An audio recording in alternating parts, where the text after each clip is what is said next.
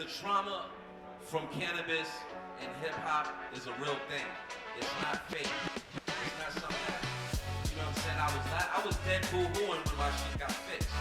Right? Boo-hooing because I thought about it. I was like, damn, we always blinded by some bullshit. By somebody coming in and telling us what's wrong with us and what we don't do right when we are the bad.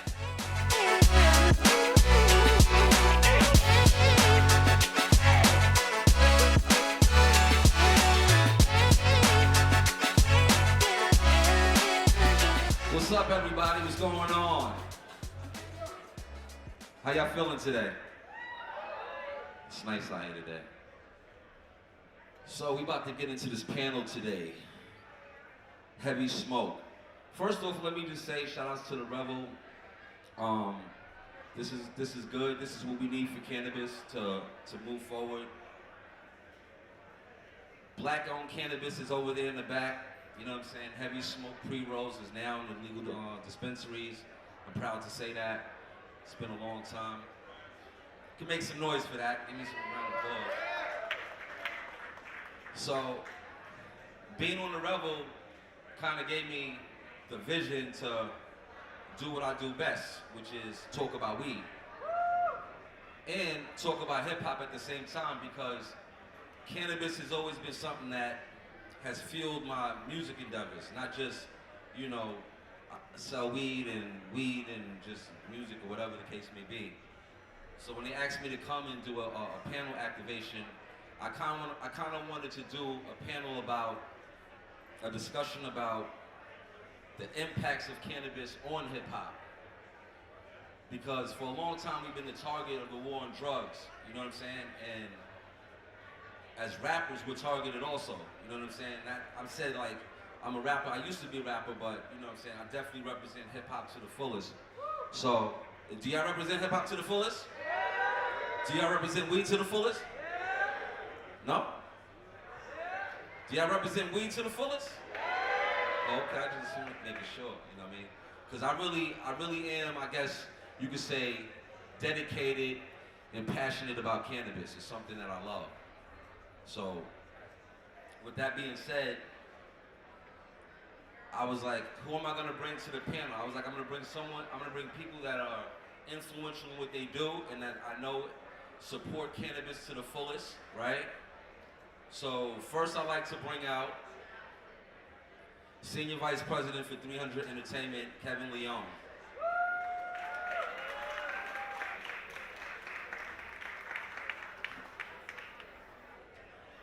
What's up? How you doing? Yeah, take a seat. Second, I was like, all right. If you don't know, I've been doing the Smokers Club. I have the big logo on my chain, you know what I'm saying? Branding, a lot of branding. I wanted to bring my partner, Jonnny Shiest, up here.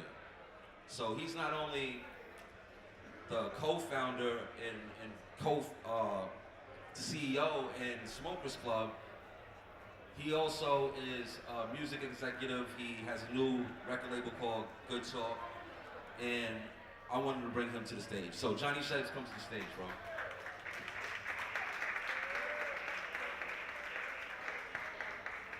These guys don't come out for just everybody, trust me. Especially the talk. Yeah. Then, I was like, all right, we gotta bring a big dog in, super big dog, right? Because we got the big dogs over here that control the game. Bring the big dog so you can hear from the horse's mouth about the impacts on hip hop. Zone from cannabis. So, I would like to bring to the stage the co-founder and CEO of 300 Entertainment, Kevin Liles. Yeah. And on the way, as you know, rappers do, Jim Jones, he'll be here shortly. Bird Gang, you know. And the fourth panelist that I wanted to bring is basically the first person that, when I started having these visions of cannabis and hip hop, right, and how I was going to introduce this movement of weed without going to jail 20 years ago via diplomats, Purple City. My brother from another, Jim Jones, the capo.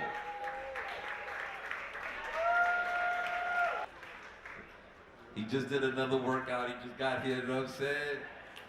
It ain't not, what's up, baby? How's everybody feeling? What's up, Bubz? Sup. So, you know, this is not one of those pool panels where we like on some super technical shit. Everyone here is basically acquainted with everyone, you know what I'm saying? We just come here to bring some insight for you guys, right? Let me go into my question booklet over here that I have. This is the key to hip hop and cannabis and the impact on it, okay? So, first question is for Mr. Kevin Liles. And the question is, as a record executive with extensive experience in the music industry, how do you perceive the historical and present day impact of cannabis on hip hop culture? I believe it goes back early in the days of hip hop. You gotta understand, like I came up and it was happening. You know what I mean? They would tell us not to smoke in the office, and Redman and Method Man said, fuck that. And then you had Dipset, Jim and them like, fuck that. And so we just said, fuck it, we'll take the fine and everybody smoke, and we just allowed it to be part of the culture. And anything, like when you talk about music, you can't take away marijuana from music, especially hip hop. It's across the board, and so I'm a big supporter, you know, of it, and I'm always gonna make the accommodation for people who do the right thing and are responsible with it. Right. The second question I have is basically for Jonnny Shiest. So Jonnny, as a pioneer in merging music and cannabis culture, how would you describe the historical and present impact of cannabis on hip hop culture and lifestyle? Say it again?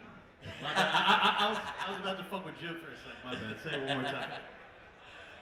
The question was to describe, you know, some things that, you know, impact cannabis in the culture and lifestyle. I mean, I think everything that everybody's currently doing, you know what I mean? Everything from when we started, even before us, with Snoop and them, like Kevin said, Jim, you know, just, there is no really music in general, in my opinion, without cannabis. So, you know, it's been around forever. I don't really know, I wouldn't know how to motivate and move around without weed, you know what I mean? So I think it impacts the culture heavily. Nice. Jim, as a New York recording artist, how do you believe cannabis has influenced the culture and the sound of hip hop today in the city? I think cannabis and the culture is kind of synonymous. That works one-on-one for most artists. I'm not saying that all artists do smoke marijuana, but for the most part, when you look at the culture, marijuana is a major part of what you see. Right. And Kevin, as someone with experience in fashion and music, how do you see the impact of cannabis in hip-hop culture, both past and present? Okay, so the impact of cannabis in hip-hop has always been there for me. Like, I was first introduced to cannabis through hip-hop. I remember I had, like, the Philly Blunt shirt, the Sour Diesel shirt that looked like the Diesel thing with the graffiti sour dripping over it. So, you know, to me it's always been like a part of it. It just wasn't like up front and center because it was still like illegal to like have weed and smoke it, you know? And in the present, you know, you got like brands in department stores everywhere, like cookies and shit, like people that don't even really smoke. Like, you can go into like any mom and pop shop or like department store and pick up some cookie shit now, so. You know, now it's up front and center. So to me, it's always been there, and that's you know, that's what it's at. Jonnny. Yes. And what specific ways have you like witnessed cannabis shape creative processes for different artists that you've had under your label? I mean, not even just my label, because you know we came up with Wiz and Spitta. You know, that was Kush and OJ. Or, you know, Pilot Talk, any of those records, albums, you know, that was cannabis based, you know. We would sit around and just smoke weed and make music, and then ultimately you'd put a dope body of work out. So, you know, they go hand in hand, you know. Jim, throughout your career, have you noticed any specific ways that cannabis has shaped your creative process and the music you create? I mean, everybody likes to smoke a good blunt, as long as it's gas. It usually helps you with your thought process and things like that. It puts you in the right mood to want to get in the booth. I mean, that's been my process for all the years I can remember. Smoke some good purple haze, what we started with, and sit down, get into my zone, and then get in the booth. And for most artists, I think they use the weed as a crutch when it comes to getting in the studio and doing their music and stuff like that. When you're in the studio, about how much weed do you think is like necessary for you to consume while you're in the studio? Like, do you smoke a pound? Nah, I mean that's almost impossible to smoke a pound during one studio session. I think me and you have tried it before though. We have, you know. But nah, I mean, you smoke till your lungs is content. For me, I mean, I've been a smoker. I've been smoking since a baby, so I've been stopped putting the number on blunts that I smoke a day. I'm just smoking. How do you feel about the overconsumption concept of smoking weed? Because a lot of people smoke a lot, but then there's health concerns about, you know, how much you smoke. Do you think that there should be a limit or a certain type of level of moderation? We all got to be responsible in what we do in life. So I mean, for each person, I guess the limit is different. Weed is no different than alcohol. You gotta, you know what I mean? You gotta learn how to handle what you're doing, or don't do it at all. Is what I would say. And I'm gonna jump on that because I'm gonna sound like a father in this. Too much of anything can get you fucked up. And my job to be responsible to everybody that's with me is to not let them fuck up the money, and not let them fuck up their legacy of their family, and not let them feel because they smoke weed for a certain feeling that they can go out on the corner and be a drug dealer. You know, that to me, and with anything. And you know, we done had our shit with people like that. And the other thing is, as Jim brought up alcohol, you know, everything needs to have a regulation.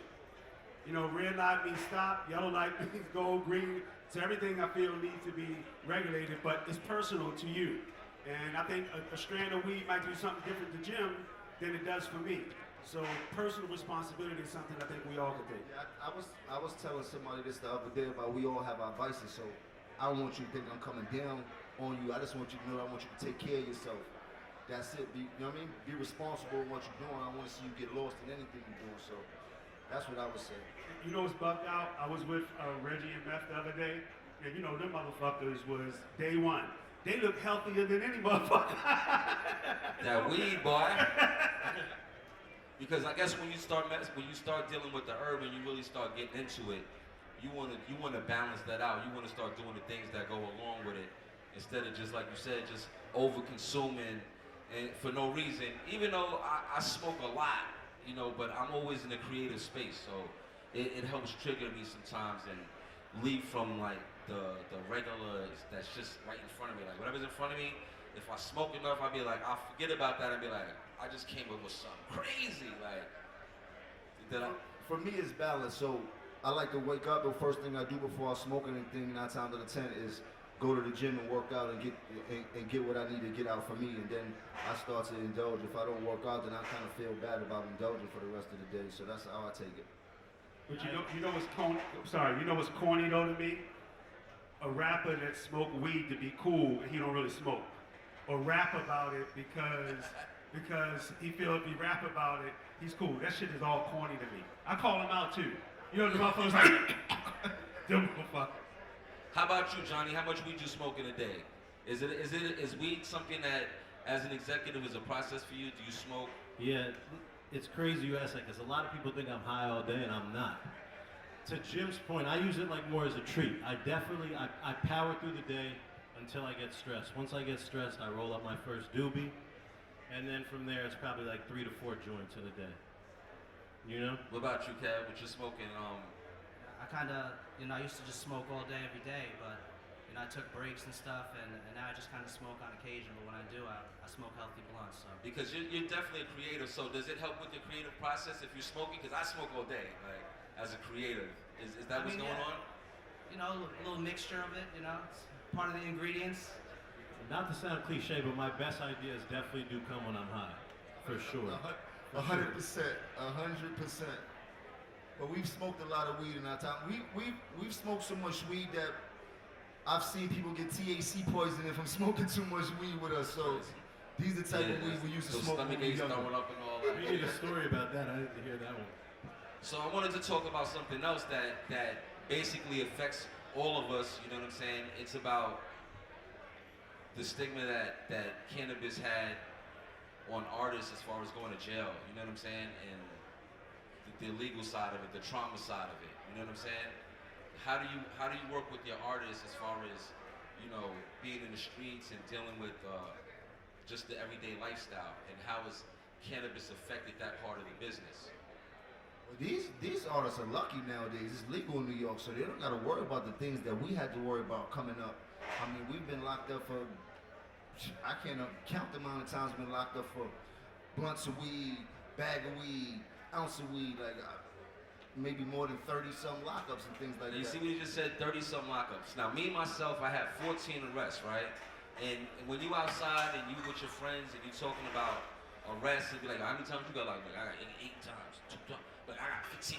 My OG got 87 arrests, right? So the other day, I went to go see, I've been having back issues, and I went to go see this lady called the Muscle Whisperer, right? And she did like a trauma release on me. Real talk, real talk. And one of my traumas was, I ain't gonna lie, one of my traumas was that I've been arrested so many times. And my wrists, and my arms, and shit was fucked up, and I was like, I was like, damn, I've been wearing this jail shit on me, like that shit is cool, even though I got through it, you know what I'm saying, with my head up, my chest high, you know what I'm saying, my resume good, but I realized the other day that I was traumatized every time I got arrested, you know what I'm saying, like, and I was holding that trauma in.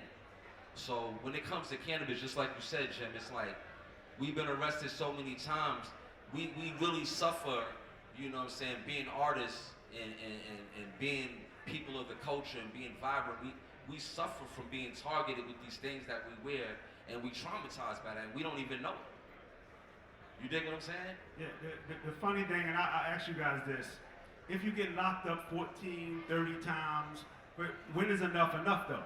You're right. That's like, but that was part of the hustle back then. And I'm not saying don't smoke. That was a way of life though. That was like, how do you take away that way of life? And it was what it was. Well, I mean, I stepped away from it. At the end of the day, when I caught so many arrests, I actually knew that I was going to get out the next day.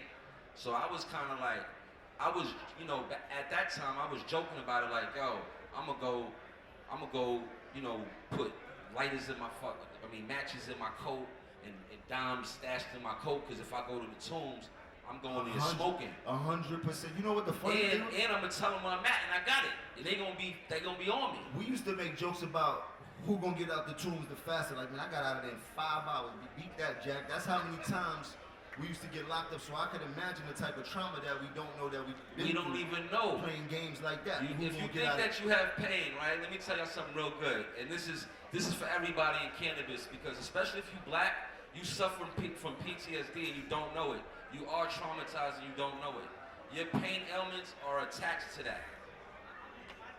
Your pain ailments are, listen, I'll tell you right now, hold on. Watch this, let me show you something. What are you This doing, is all Bubzy? for weed though, this is from weed though. Is this the backstretch? This is the backstretch. Whoa. For real, on some G shit. His back's been fucked up for like 20 years. He just got his back together. You just touched the floor after 20 years? Yeah, man. Make some noise for me, man. I was paralyzed, man. Y'all don't even know it.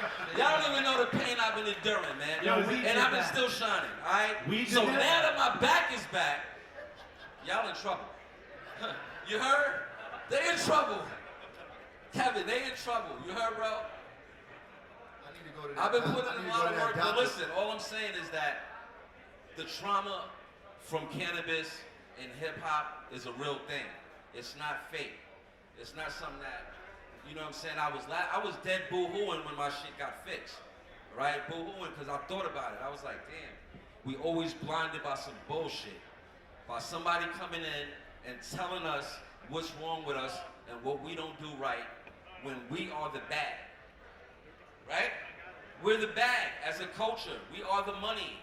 We are the ones that can move this shit forward. I didn't try to go get a license to be in dispensaries and none of that shit. I just stood for who I was, did my business, and now I'm over there. You can go buy my weed, and y'all better buy some of my weed over there. Not because you like it, because you're supporting. All right, progressive plays. All right, look, Kevin Liles. Kevin Liles got a flight to get on. He ain't coming out for everybody. Jim is living his best life. I was wondering how you got Kevin Liles here. See? Look. See? I heard you gonna be here. I have a free spirit, you know what I'm saying? We went from trapping to, just doing business the way we always supposed to be doing. Then I got my brother Jonnny Shiest up here. Jonnny Shiest is on tour with Drewski. He's a comedian. He's a boss. He's doing what he want to do. He's living his best life. You know what I'm saying? And then Kevin over here. Don't make Big Kev get on him, because you already know we got things to do. But this is like the last series of questions, real quick, to kind of like roll this conversation out. But the motive of my conversation today was to show that music culture has been the culture that we've been representing before cannabis. Okay. This is new to us. This is 2 years for us to say legally, I represent cannabis. Because if I would have went to Kevin Liles 3 years ago with the cannabis shit, he would have been like, get out of my office. Don't talk to me about no drugs, man. We would have smoked about it. We would have smoked about it, but see you in 2 years. All right, so look, here we go. Mr. Liles.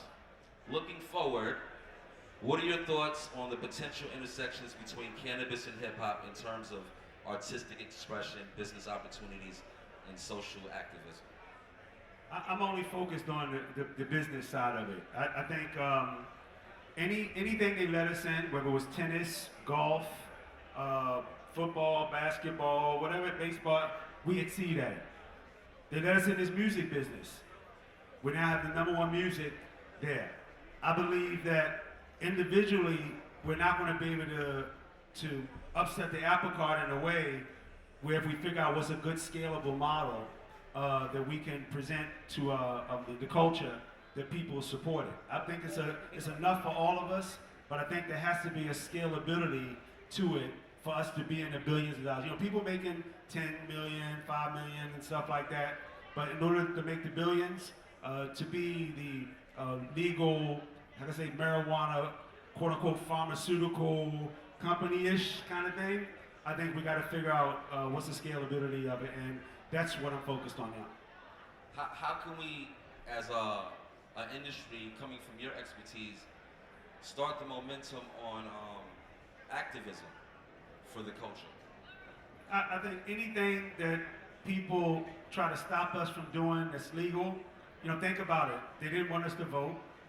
They still don't want us to vote, but we're out there being active. The police have been beating us up. We're out there being active. And I believe that what the community has done around cannabis is why it's legal in certain places, but job not done.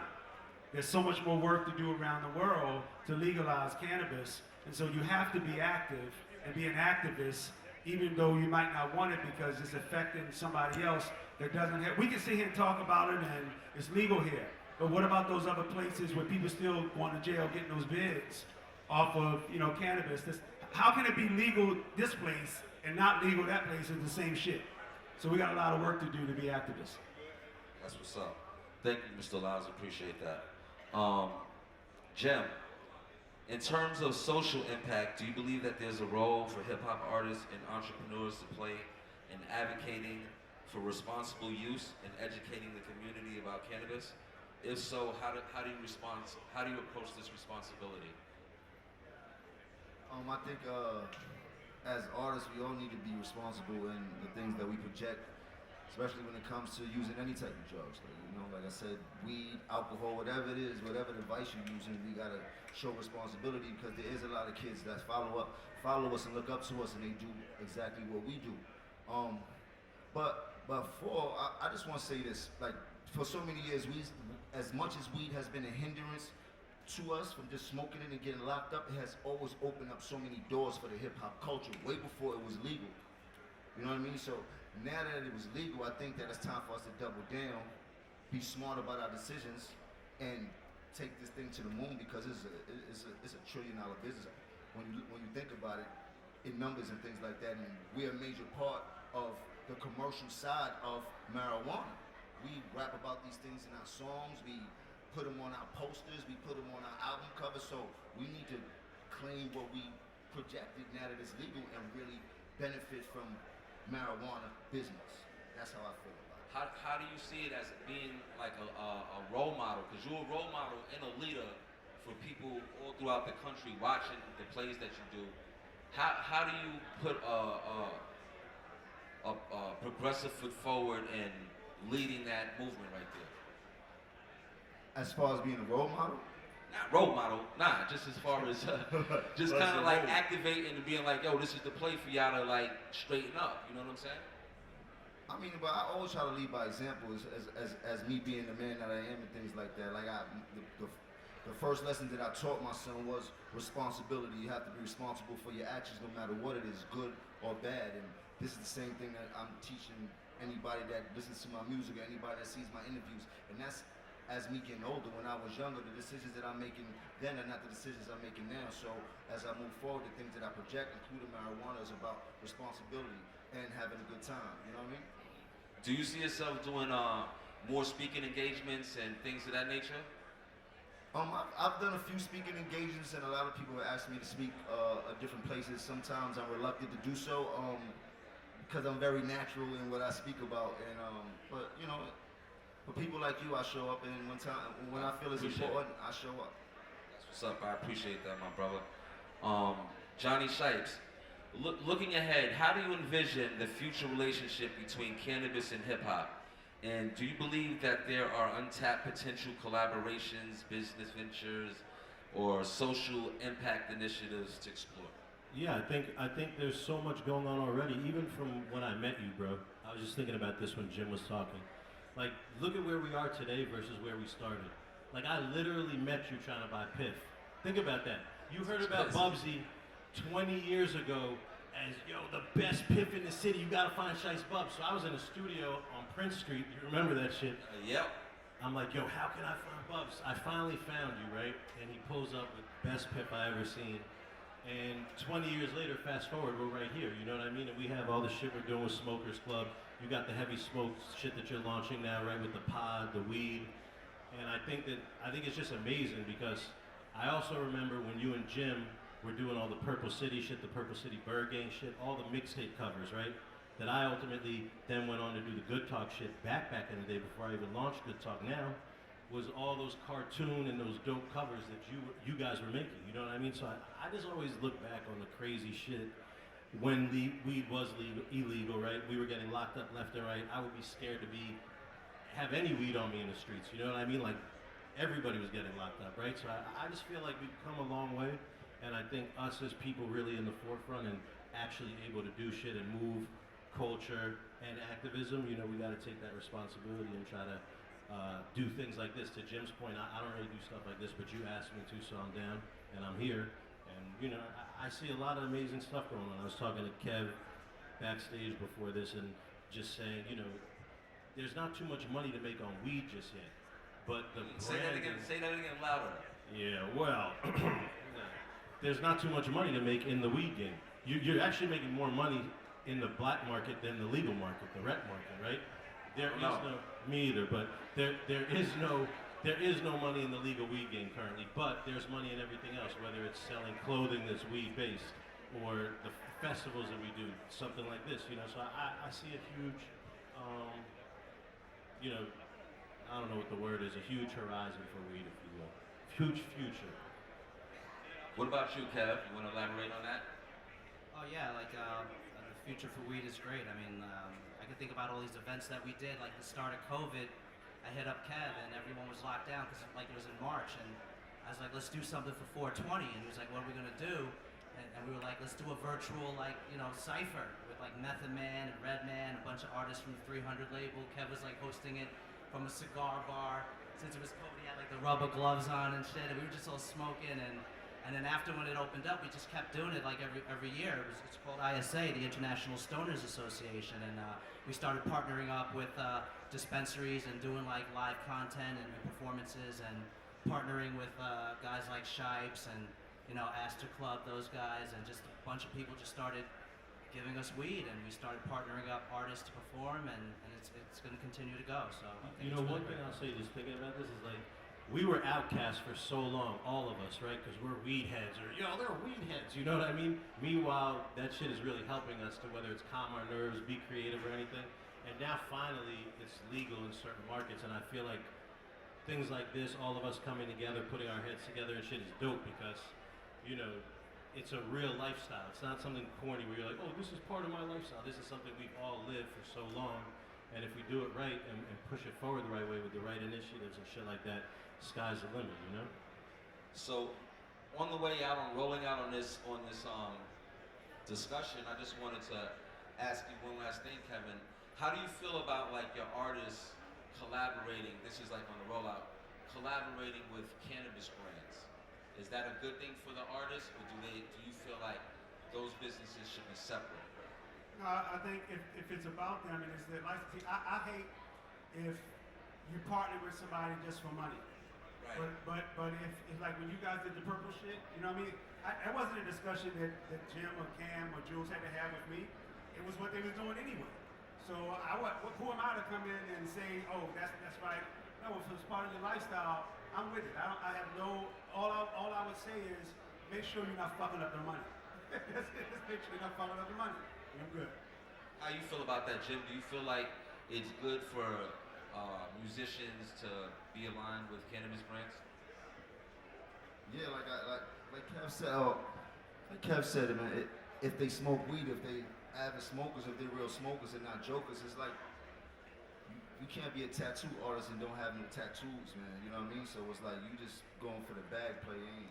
But if you're a person that smokes and align yourself with a good marijuana brand, it can help you out tremendously in your travels through what you're doing inside of hip hop. Like there is a lot of money to be made between the cross promotion between marijuana and marijuana brands and artists. It's a whole nother lane of money to be made when you mix both of them. I'm telling you, because we've been doing it for so many years. Before it was legal, and now that it's legal, it's even better. It's easier. We ain't gotta worry about no headaches. I can deposit the check. Like it's That's dope. why you're here today, brother, because I wanted you, a lot of people hear me talk about it, but I wanted you to hear about people that I came up with and that, dictated our careers and hear from their mouths, you know what I'm saying, about the same things that I've been saying, you know what I'm saying. Jonnny, I know you already love weed, but your artists, like if your artists don't smoke, they might not get signed. No, that's not true. Hold on now. Nah. What's the question? The same question? Yeah, like how do you feel about artists aligning with weed brands? You don't always align artists with Smokers Club, though. Nah, because that could be forced, to Kev's point, you know what I mean? Like, I'm not gonna do anything that only serves us if the artist isn't with it. They might wanna go fuck with Burning Cookies or, whoever else, whatever, I can't feel my face, whatever's going on. But I do think in general, it's a cheat code for us, because we have built weed up so big now, right? All of us as a community, that if we could use that as a platform as opposed to, a liquor brand, which we all know how bad liquor is for you, then I'm with it. That's what's up. So listen, man, it's been, dope having all of y'all up here with me. I really do appreciate it from the bottom of my heart for y'all coming out, spending time with me at the Revel. Can I say something before you finish up? Yes, real quick? for sure. I just want to congratulate you. I want to tip my hat to you. I've watched you from when I met you in 1999 before the ball dropped, and I needed that ounce of piff. And I seen you go through your ups and your downs. But one of the best things that I've watched about you is that you understood what the hustle was. From when I met you as a hustler to me giving you the opportunity to be inside this game with me, and you figured out your own hustle. And it's been tons of people that's been next to me and didn't figure out how to use me to their advantage in a great way, and you were one of them by getting yourself a deal, making yourself a rapper. Like that takes a small move like these. I've had so many people that I wanted to do what you did next to me that they didn't. So I just want to give you your props, my brother. I love you to death. And before you wrap up, Bubz, I want to say the same shit. You really deserve your flowers, bro. Like, from the day I met you to now, you never changed, crazy ass, and you fucking knew exactly what you stood for from the beginning. And it's really dope to see you putting shit on like this, son. For real.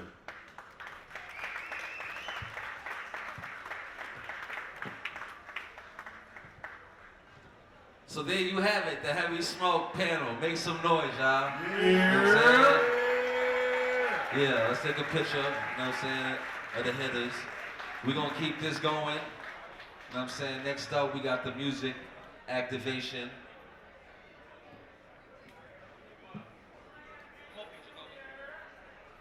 Lulu. Dizza in the cut.